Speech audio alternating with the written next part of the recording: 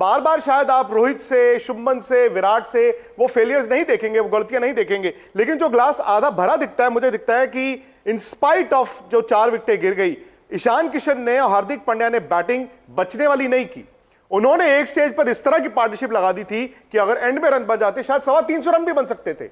अगर लड़ना है तो फिर सामने आके लड़ना पड़ेगा। तो वही हार्दिक पांड्या या फिर ईशान किशन दोनों ने काउंटर अटैक किया और उस स्थिति को, जो थोड़ा प्रेशर भारत के ऊपर बना था कि 4 विकेटें गई, उसके बाद 4 विकेटों के बाद वो ऐसा नहीं हुआ कि अगले 15 ओवर निकाल दिए सिर्फ सिंगल डबल के लिए। कोशिश करी कि जहां बाउंड्री का मौका मिलता है वहां बाउंड्री लगाई ताकि ऑपोजिशन के ऊपर भी प्रेशर आए। So that is where I think team India को वो थोड़ा सा एज है कि इनके पास वो ये खिलाड़ी जो है मैच विनर्स खिलाड़ी हैं। वो अब ऐसा नहीं है कि रना बॉल खेलना है, क्योंकि ये वनडे क्रिकेट का जो फॉर्मेट है अब थोड़ा सा अलग तरीके से चलता है। अब 300 रन भी सेफ नहीं लगते हैं, तो वो रन बनाने की जो माइंडसेट है वो बड़ी अच्छा है कि जिसके चलते हुए थोड़ा सा पाकिस्तान भी बैकफुट पे गया।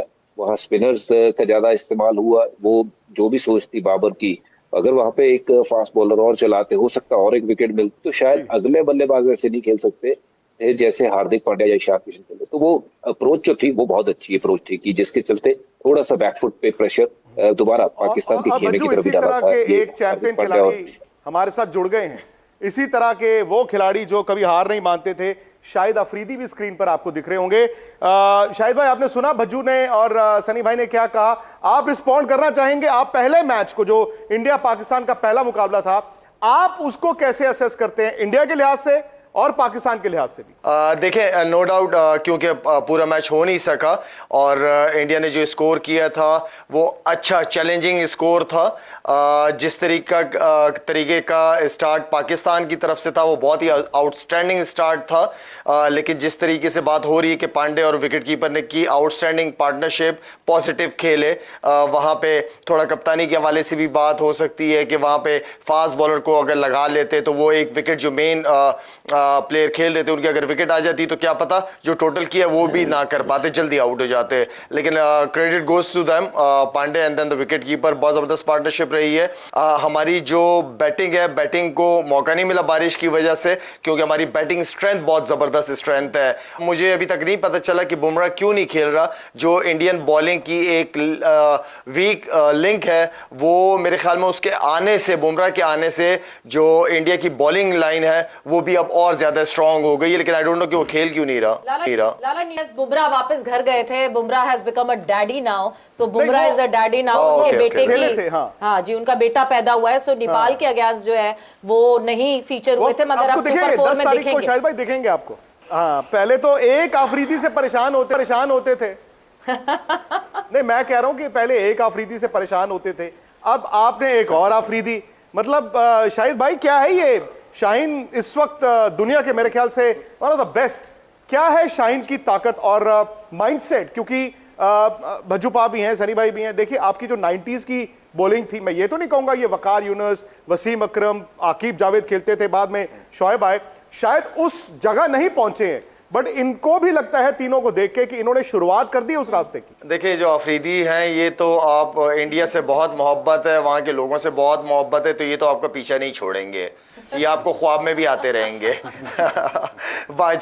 जहां तक फास्ट बॉलर्स का ताल्लुक है, हमारे तीनों फास्ट बॉलर बहुत आउटस्टैंडिंग परफॉर्मेंस दे रहे हैं। अगर कोई एक 4-5 आउट कर रहा है तो दूसरा अच्छा स्पेल करके 2-3 आउट। तो इस वक्त अगर देखा जाए पूरी दुनिया की टीमों में 3 जेन्युइन फास्ट बॉलर जो 145 प्लस के बॉलर्स हैं, अगर पेस भी है और लाइन और लेंथ भी है, बॉलिंग की अवेयरनेस भी है, तो फिर मेरे ख्याल में वो टॉप बॉलर्स और आईसीसी की रैंकिंग में भी टॉप पे हैं। हमारे पास पीछे बैच में भी कुछ आध बॉलर्स बैठे हुए हैं जो कि इनकी जगह पे आ सकते हैं। तो मेरे ख्याल में ओवरऑल वी आर लकी कि हमारा फास्ट बॉलिंग जो यूनिट है बहुत तगड़ा है माशाल्लाह।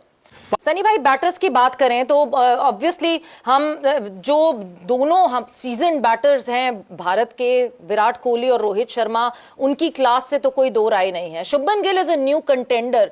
क्या चीज चेंज करनी पड़ेगी? बिकॉज शुभमन गिल, यस, नेपाल के अगेंस्ट जो परफॉर्मेंस हो उसके हवाले से अगर कोई बात करें तो, मगर पाकिस्तान के अगेंस्ट नहीं वो परफॉर्मेंस आ सकी थी गिल की।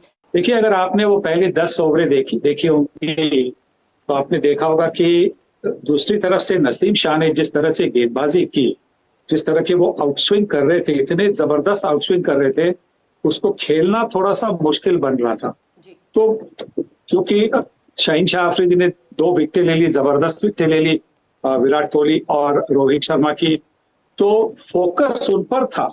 पर जिस तरह से नसीम ने भी बॉलिंग की थी, बहुत जबरदस्त बॉलिंग की थी, और शुभमन गिल उनके खिलाफ ही खेल रहे थे, उनके एंड पर ही खेल रहे थे, तो अच्छी तरह से वो छोड़ रहे थे। और जब दूसरी एंड पर कोई बल्लेबाज आउट होता है तो फिर जिम्मेवारी जो होती है वो नॉन स्ट्राइकर पे होती है। और शुभमन गिल ने वो जाना कि क्योंकि वो अच्छे फॉर्म में नहीं थे, मतलब वेस्ट इंडीज के तौर पे अच्छे फॉर्म में नहीं थे, तो वो जानते थे कि उस वक्त उनको थोड़ा सा संभल कर खेलना होगा। ये 20 ओवर की मैच नहीं थी, ये 50 ओवर की मैच थी।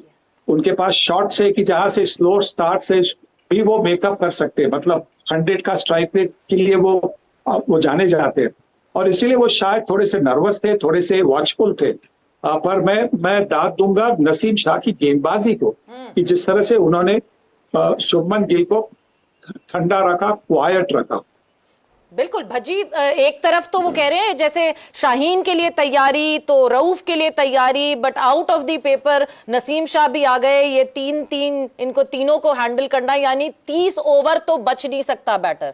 ये जो 50 में से 30 ओवर्स है, इन पे तो अब क्या सिर्फ 20 ओवर बल्लेबाजी होगी? नहीं, देखिए, बच के क्रिकेट खेली नहीं जाती है, क्रिकेट दलेरी से खेली जाती है। और ऐसा नहीं है कि सामने से कोई बहुत ऐसी गेंदबाजी हो रही जो अनप्लेबल गेंदबाजी है। ये एक जो प्रेशर है, मुशी भाई ने बात करी पहले कि प्रेशर गेम होता है इंडिया पाकिस्तान का, और वो प्रेशर क्रंच सिचुएशन में अगर आपने आपको थोड़ा सा ढाल के उस सिचुएशन से बाहर निकल आते हो तो फिर चीजें नॉर्मल हो जाती हैं।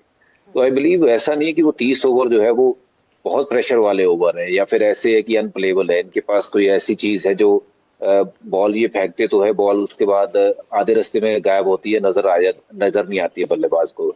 तो आपको वो सिचुएशन को कैसे हैंडल करना है, उसके विपरीत विकेट नहीं गवा के बाद में रन बनाने तो देखो आपको आते ही है। और ऐसा नहीं है कि आप पहली बार क्रिकेट खेल रहे हो। इंटरनेशनल क्रिकेट में इनसे तेज गेंदबाज, इनसे बेहतर स्विंग कराने वाले गेंदबाज भी उन्हें खेले होंगे और इससे टफ कंडीशन में बल्लेबाजी करी होगी। तो वही बात आ जाती है बार बार कि वो प्रेशर सिचुएशन को कैसे खेल के निकालना है। और वो जो 30 ओवर है उसमें से अगर आप पहला चंक अगर देख लें, नए गेंद के पहले 4 ओवर शाहीन के हो या फिर नसीम के हो, अगर बॉल हरकत कर रहा है तो उस गेंद को रिस्पेक्ट करिए, इररिस्पेक्टिव कि वो बॉलर कौन है। आपके पास वो अपॉर्चुनिटी आएंगी। आप जो 30 ओवर कह रहे हैं, हो सकता है वो 30 की बजाय वो 20 रह जाए या 15 ही रह जाए, पर आपको कोशिश करनी ये होती है कि पहले 10 ओवर जो सबसे चैलेंजिंग है, दोनों तरफ से नया गेंद, अगर वो हरकत कर रहा है नया गेंद तो उसको नेगोशिएट करिए। उसके बाद जब आपके पास मौका बनता है तो फिर रन बनाने में चूके ना।